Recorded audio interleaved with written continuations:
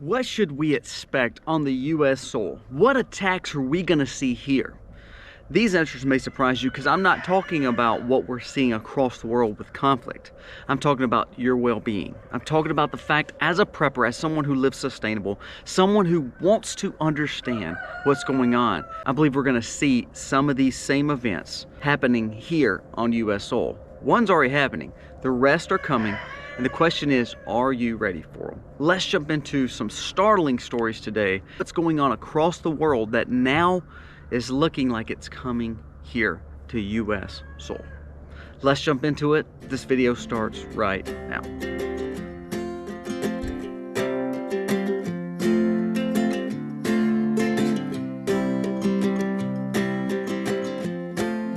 Hey guys, welcome to the Max. Thank you so much for being here on this foggy, beautiful morning here in South Mississippi.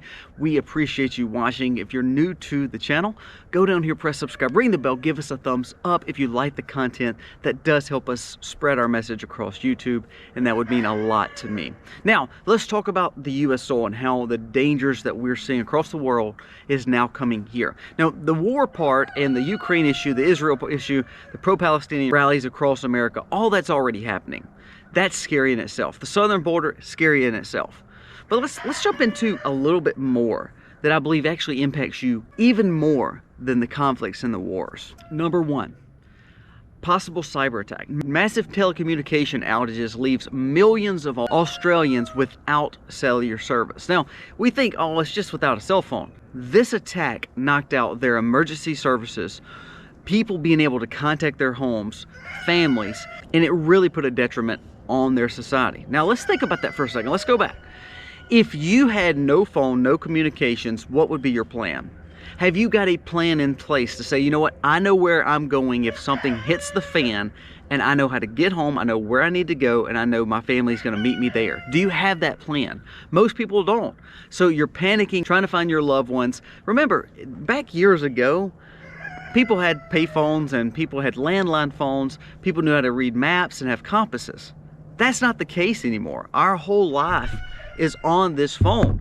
So if our phone is our way to get home, our GPS, our maps, our compass, our telecommunications, there is no landline phones anymore, how dangerous is it? How dangerous would it be for you and for civilization here in America? Because we've been so spoiled.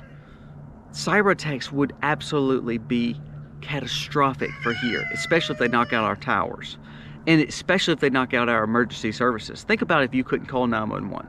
Do you have the antibiotics you need? Do you have the first aid stuff that you need? Do you have extra gas? Do you have extra vehicles? Do you know what's coming? If you don't know, the dangers around you because you don't have your cell phone, are you ready for that? So this is a major concern. This happened in a first world country like Australia. Don't believe it won't happen here.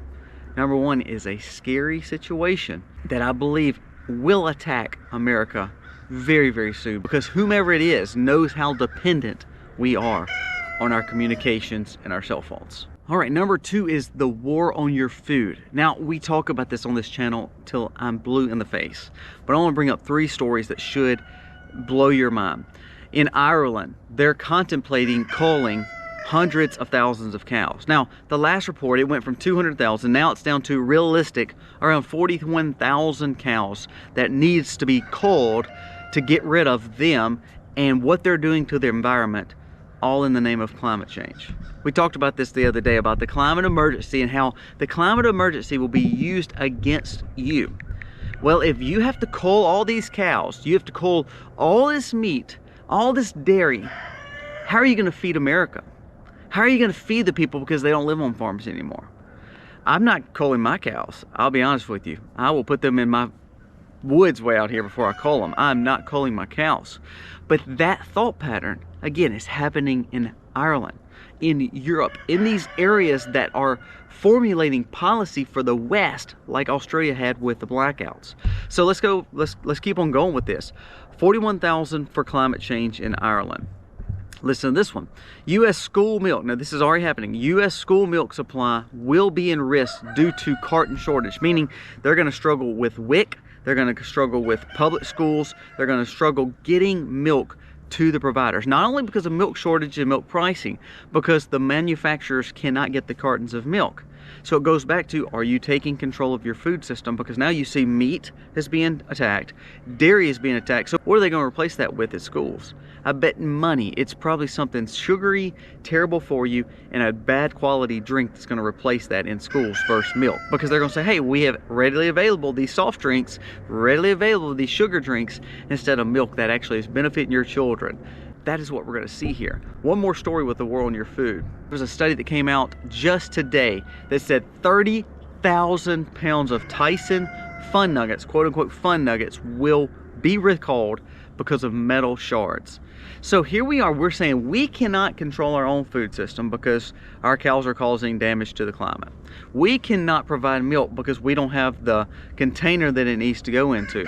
So we're allowing government to set policy, but then we're allowing big business to give us food that is actually contaminated. I mean, how can we complain? If we can't raise our own food, we're asking them to provide the food, and now they're providing food that's got to be recalled. Think about in your history how many times you've seen food recalled because of all the poisons or salmonellas or bacteria or something in the meat or something in the food. This is a war that we're seeing more and more because we're not growing our own food. We're not raising our own food. We're not prepping like we're supposed to make sure that we have enough food up for our family.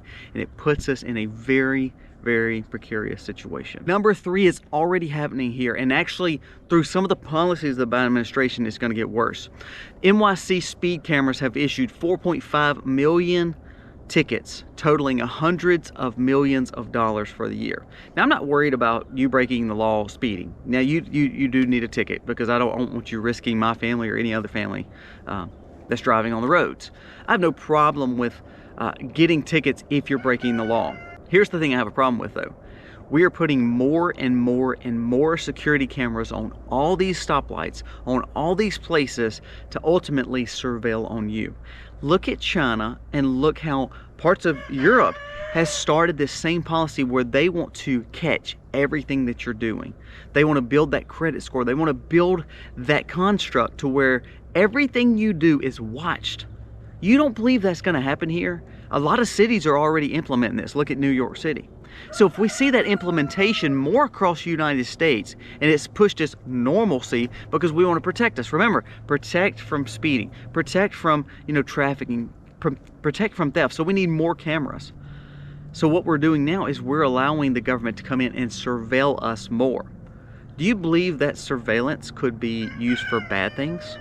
The war on U.S. soil is going to be against our own selves. We're imploding because we're wanting to cause detriments to our own self because we're wanting to surveil our own people. We're wanting to censor our own people. All surveillance and censoring does is allows government to be more tyrannical. More tyrannical governments means it's more control on the people, which again, you lose your freedoms. Think back to the meat.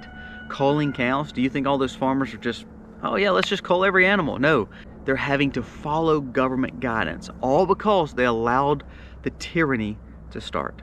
Number 4, you are not at liberty to know the truth, is what the officer said for Nashville PD, who talked about the leaked documents of the Nashville situation. Now here's what I want to talk about this. When it comes to the nuclear codes, when it comes to Secret Service information, when it comes to our complete security force of America, I don't need to know that. I don't. It's not my business. But when it comes to the safety of our local families and local schools in our own cities, our own states, when it does not deal with true national security, when it deals with the fact of what is going on because of the tensions, because of animosity, because of polarization, like the Nashville situation, you can't allow government to hide things from us. Nashville PD should have never hid this from us. FBI should have never hid this from us. And here's why. It's a double standard. If this was opposite, if this was a Christian person doing the same thing, quote unquote Christian person doing the same thing to a bar situation that supports this LGBT movement, you'd have heard about the manifesto day one. However, because this is Christians getting killed, and because this person leans to the left, you heard nothing. It's a double standard. And when we see that censoring again, when we see the fact that government is saying, well, you don't need to know this. When did we ever think that government knew better for us than we know for ourselves? When did we ever think that that U.S. was set up on the fact of tyranny and not freedom. Guys, it's happening right in front of us. And I'm a little on my soapbox because I don't understand why we're allowing it to happen. Yesterday was a voting day for most places. I know Mississippi it was too. We elected more Republicans than we ever have. We have a super majority almost, I think, in our government. However, we don't pass anything. You know why? Because the people who we want to represent us still are scared to death because they're scared of someone talking bad about them. They're scared of being censored. They're scared of being censured. They're scared of pushing a narrative instead of just standing on moral ground. So what I'm saying is we're lacking people who are willing to stand up. And when we don't have people to stand up, we see these kind of things. Like we should have been up in arms that we didn't hear what went on with the fact that this threatened to Christians. Like the Salam magazine last week threatened to Christians. The threat of Christianity all across the world. It's amazing. We talk about the threat to Muslims. We talk about the threat to the LGBT. However, we miss out on the fact that actually there's other people that are threatened too, like Christians all across the globe. What are we doing? Are we not gaining our own backbones to say, you know what, I'm going to stand up and say, you have to release this information? Do I need to know national security, or do I need to know what the CIA is briefing every day? No, that's not what Americans should know. I understand that. But there's some things that America needs to know, and the American people will know it. They'll gain more wisdom and know how to take care of their family. And last story, as I said, some were hitting here already, some were across the seas, and you're going to see more. The major attack on the U.S. soil is our debt. It is going to implode our nation. Just yesterday, Bloomberg reports that the combinations of high levels of debt and higher interest rates has pushed the annualized interest cost of government debt past $1 trillion a year. Meaning we're paying $1 trillion a year in interest, all because we can't control spending.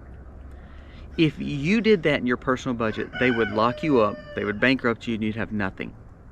How are we allowing our government to do it and also take your money and still print more money for all these other countries? It's amazing to me. It is absolutely unfathomable. So you know what we need? We need leaders. We need true godly men who want to be leaders, who wants to see a change. We have to have revival, we have to have revolution, and we have to have repentance. Our nation is falling to pieces. And we're going to see these attacks. These attacks are so relevant to us that could happen at any point in time today. Our food system is already broken. You see that with the Tyson situation. The fact that we're culling animals all across the world. We live in a global food climate. So meaning we provide food across the world. They provide food back to us. Are you ready to not have food on the shelves? It can happen. What if all of a sudden your cell phones went down and there was no food on the shelves and there was no way to get that food to you?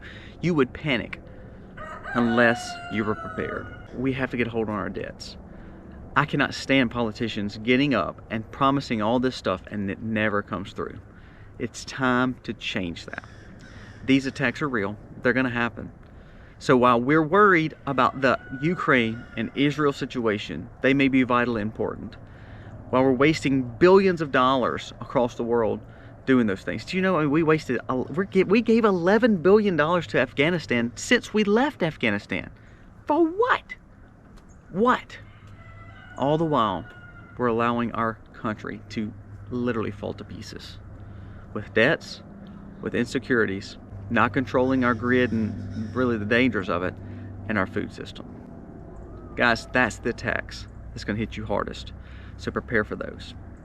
Thank you for watching. Let me know what you think about this content and let me know what you think about this video today. I was on a soapbox. I'm sorry. I was ranting.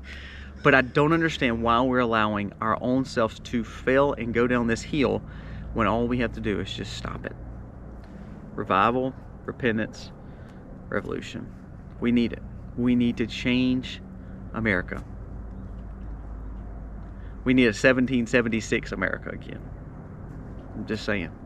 Guys, thank you for watching. God bless. Happy homes.